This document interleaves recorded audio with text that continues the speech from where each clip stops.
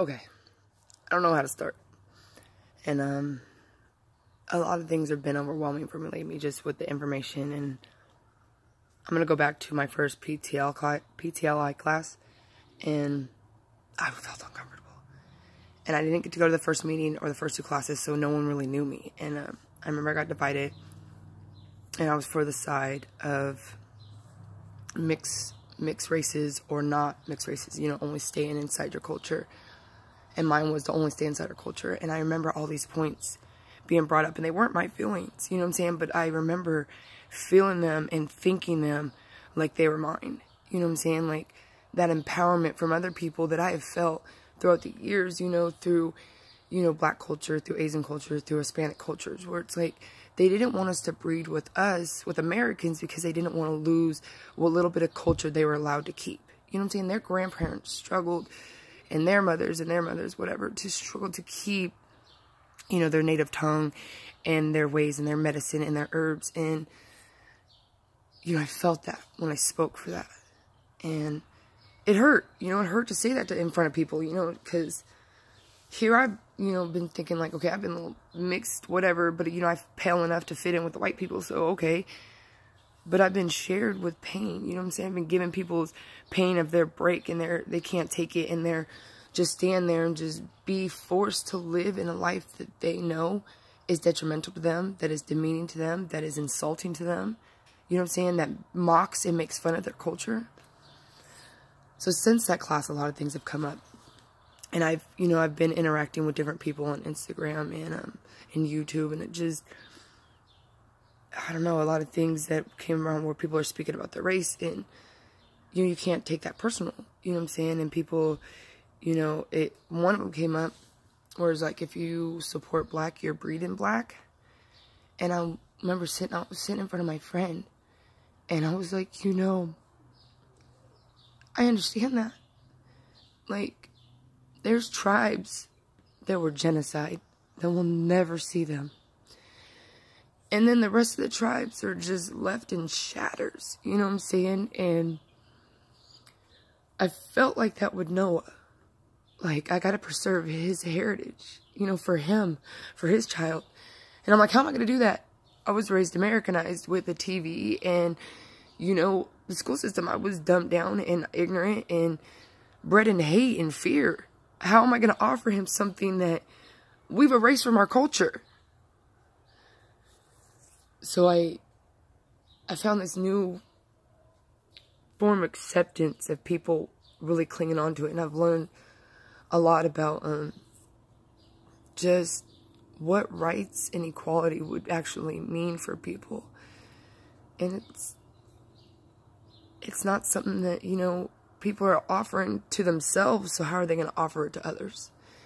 And at this time in life, I really think that we need to just address the fact that we are broken as a race and as species. You know what I'm saying? We don't see ourselves as united as a species, and as races, we are broke down, torn up, divided, and breeded into, you know what I'm saying? And for a while, I was just like, let's just breed it out, let's just breed it out. But I'm like, I don't want to lose our culture in American breeding pot. So yes, I would love to breed our children and share the culture and enrich the culture and them be raised with 3 or 4 languages. If we can do that, I would love to push forward in that kind of society. But as of right now, we have to understand that people are coming back from their people being hurt or erased. And we're being fearful and hateful towards Mexicans and Muslims. So it's not like we're changing. We're just, okay, we're just not taking it out on you anymore. Like, what? You're not getting better. You're deflecting your hate. Because I won't allow you to hate me, so you're going to go hate the next person. That's common abuse. That's how abuser works, right? Sorry, I'm a little shaky. But abuser mentality. You can't, if the person stops, if the girl leaves or the man leaves, they go find somebody else to abuse. And I feel like that's what this country's done. We've run on, we're hurt, we want to hurt other people. And you got to remember, it's 50 years since, you know, the civil rights and integration and women's rights. 50 years. And before that, a lot of people, like, their molest and their abuse was swept under the rug. Swept under the rug, swept under the rug, swept under. And now that we have this voice to say it, and we've given this voice to our kids, and we're having grandkids come up to where it's just like they knew their parents' pain was starting to shake. And they knew their mom was hurt, and they knew their grandma was, you know, abused and touched by people. And what a time in our lives that we need to stop this. And we need to prevent it. We've heard the pain, we've heard the stories, we were hurt, you know what I'm saying? I think the 80s, late 80s, when we started kind of like maybe breaking away from it and starting to notice, and, you know, CPS got a little bit better, and we need to talk about that. But, not better. They just acted like they were more aware. So, it's up to us as a community, as people, to look out for the next person and to stand for the next person and make sure that when they feel like they don't have a voice, that you turn on your voice. We are better than they want us to be. You know what I'm saying? We are much more than they want us to be. And this life can be amazing. So hold on to your culture. You know what I'm saying? Really just go talk to your grandma. If you have your grandma left, if you have your native tongue left, you know what I'm saying? If your babies can barely speak your grandmother's tongue and are doing great in English, like, tell them, you know, come here.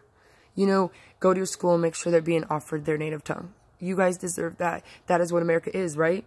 Come here. The streets are paved with gold.